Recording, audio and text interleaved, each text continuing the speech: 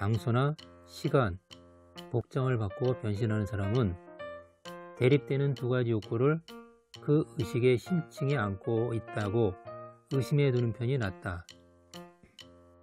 중학생들의 탈선행위가 사회 문제로 등장할 때 가끔 학생들이 큰 꾸러미에 갈아입을 사복을 따위를 준비해서 양가점 같은 데서 갈아입은 뒤 거리에 나가는 일이 보도된다. 그런데 그런 경우 나로서는 탈선행위 그 자체보다 옷을 갈아입는다는 행위에 큰 의미가 있는 듯 생각된다. 새삼스러운 말이겠지만은 인간은 모순덩어리의 생물이다. 이웃을 사랑하며 서로 도우며 살지 않으면은 인간은 행복해질 수 없다고 생각하는 한편 타인을 짓밟고서라도 올라서야겠다는 투쟁심이 없이는 인생을 살아가지 못한다고 생각하기도 한다.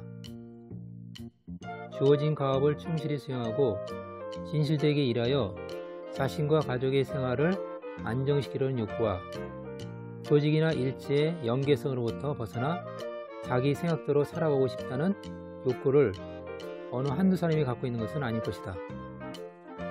물론 이런 대립순된 욕구를 동시에 만족시키려면 인간은 이상하게 분열하여 행동이나 태도의 일관성을 갖지 못함으로써 사회로서 인정받지 못하는 성격 파탄자가 되어버릴 것이다. 그래서 보통 어느 한쪽의 욕구, 대다수는 반사회적, 반도덕적 욕구를 억압하여 인격적인 일관성을 지키려고 한다.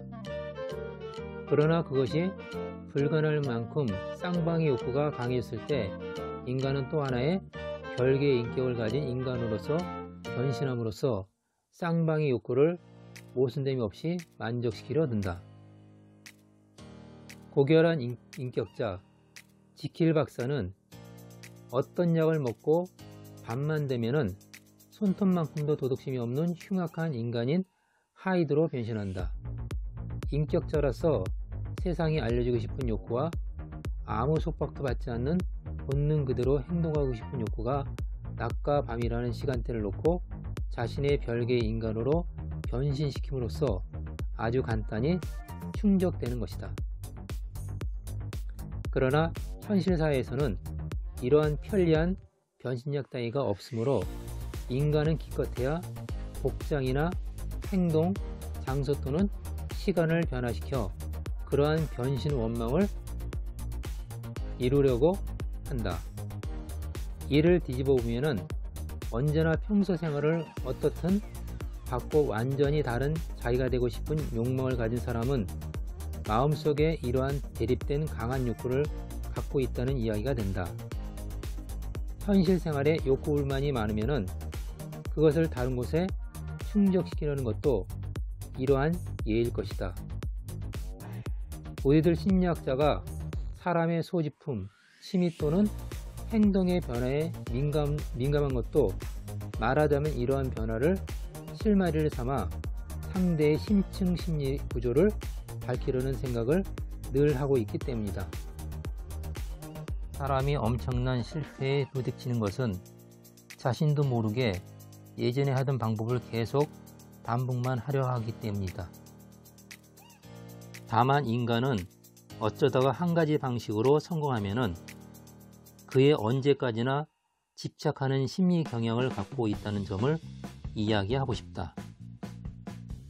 이것이 심리학에서 말하는 소위 수로 부여인데 2번 있는 일은 3번 있다고 언제나 생각하다가는 마지막에 크나큰 실패의 쓰라림을 맛보는 일이 적지 않기 때문이다.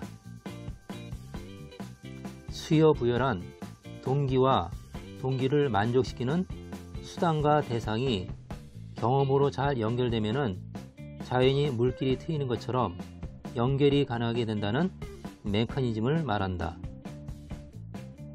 물론 그 방식으로 잘 되어 나갈 때도 있지만은 이 수로 부여 현상이 너무 심해지면은 고정화된 발상의 테두리 안에 머물게 되어서 큰 함정에 빠지게 되는 것이다.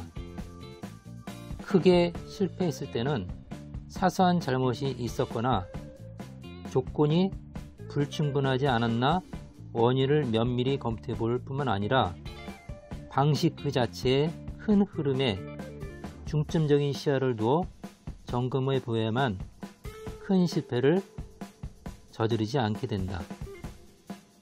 사람이 엄청난 실패에 부딪히는 것은 자신도 모르게 예전에 하던 방법을 계속 반복하기만 하기 때문이다.